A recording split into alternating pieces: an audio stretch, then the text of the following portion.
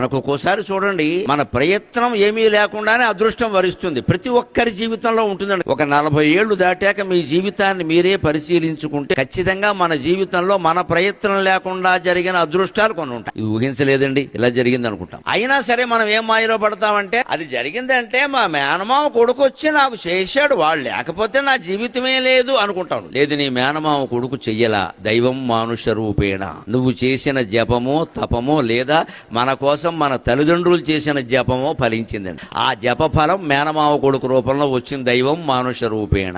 అంతేగాని నీ ప్రయత్నం కాదది. అలాగని దైవానుగ్రహం లేకపోవడం కాదు. అది అదృష్టం అంటే అదే అర్థం. ఇంత కనపడినప్పుడు దైవానుగ్రహం అని అనొచ్చు కదా. లేదు, వారు చేశారు వీరు చేశారని మనం ఏమనుకుంటామంటే, వారి పట్ల కృతజ్ఞతగా ఉండే ప్రయత్నం చేస్తాం ఎంతసేపు. నీకు ఆయన అంటే ఎందుకు అభిమానం అయ్యా అంటే, మా అబ్బాయికి ఉద్యోగం ఇచ్చాడు, ఆయన దేశాన్ని దోచుకు తిన్నాడు కదా అంటే, ఆ గొడవ నాకెందుకు అంటాం. నమశివాయ. ఇంతకంటే స్వార్థం ఉంటుందా?